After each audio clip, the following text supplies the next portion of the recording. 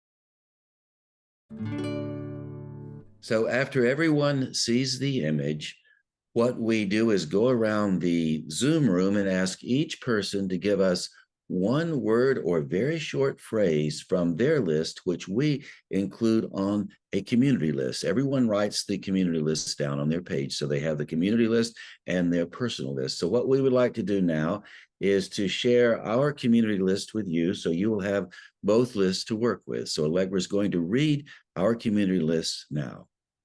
And just so you know, we'll put the community list up on the screen again during the 10-minute writing time. So if you can't keep up with writing them all down now, that's fine. But do try, because there is something that happens when you hear something and then it comes out your hand. I think you have a slightly different relationship with those words. Anyway, here they are. Hands across the water, climb on board, reaching out, 9/11, ladder to the sky, temple grounds, I've missed you, not for cars, beanstalk bound, thumbs up, edgy, join, vertical reality, work commute, conversation, quality engineering, bridges, not walls, a daring detente, level up, gotta be someplace else, feats don't fail me now, band on the run, sequence, strength to your sword arm, one-upmanship, keep going, we're waiting for you, offhand, futuristic handshake, manicure anyone? Dead ends, climbing to your higher self, constructive connection between two worlds. So, as you may have gleaned listening to the list, any one of those phrases would be a perfectly good place to start to generate some writing, or a combination of the phrases, or as many as you would like to put together.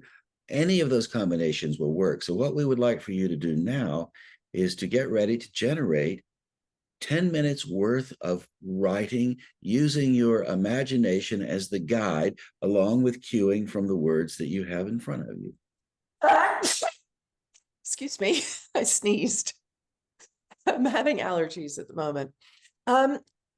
You can use as many or as few of the words from either of the two lists as you like. And also don't feel constrained that if there's a phrase like, I've missed you, you don't have to use the whole phrase just like that, I've missed you.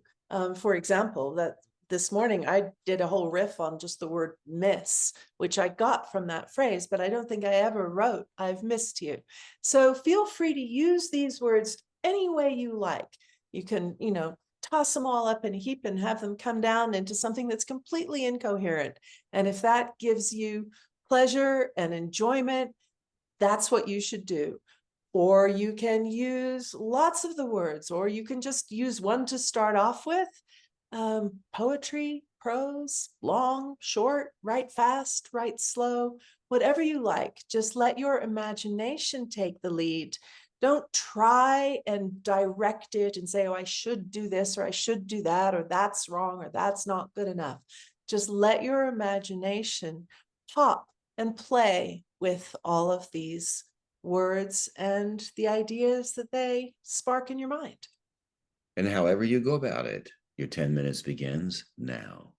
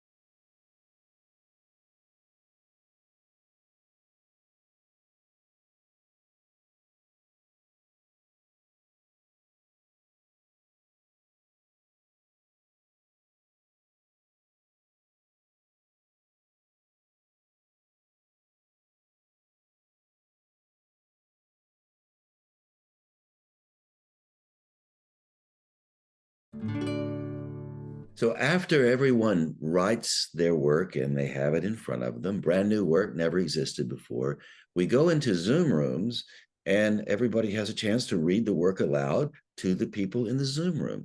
So what we would like for you to do now is to put us on pause and read what you wrote aloud. And if you happen to have somebody in the room with you, invite them to listen to what you have to say. Or if you're alone, just listen to yourself, listen to your voice, how it echoes back into your ears, and let the fullness of what you have to say just settle about you and settle about the room. So put us on pause and do that now.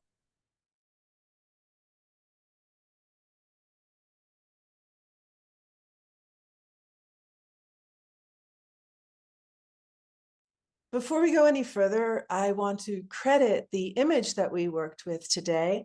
It's by an illustrator called Wieslaw Smetek. He is actually one of the top magazine illustrators in Germany. The image was originally to do with the East and West Germany coming together, but it really is wonderful how far away from that starting point a a powerfully imaginative image such as that one can take you.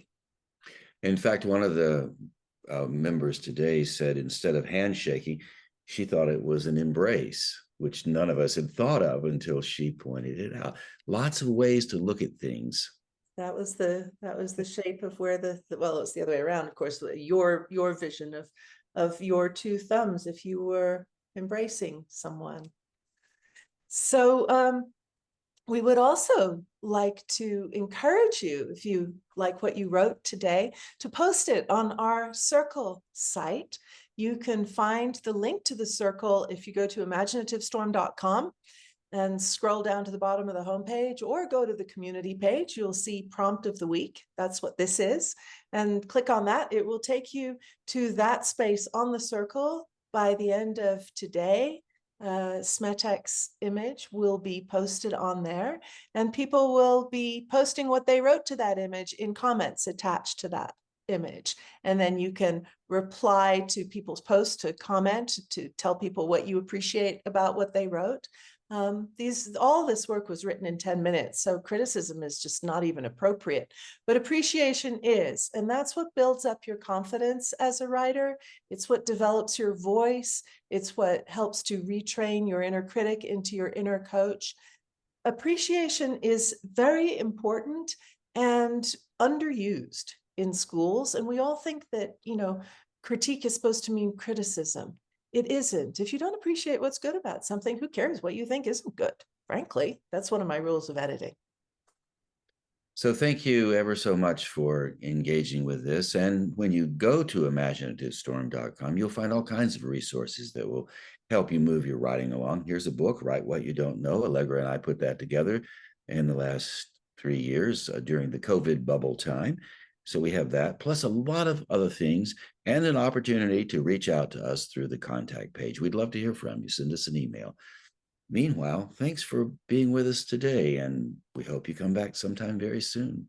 And we'll just reiterate that invitation. If you would like to join our writing group live on Zoom on any Saturday, you will find the Zoom link in the footer at imaginativestorm.com, or you can write to us, as Nave said, through the contact page, and we will be happy to welcome you.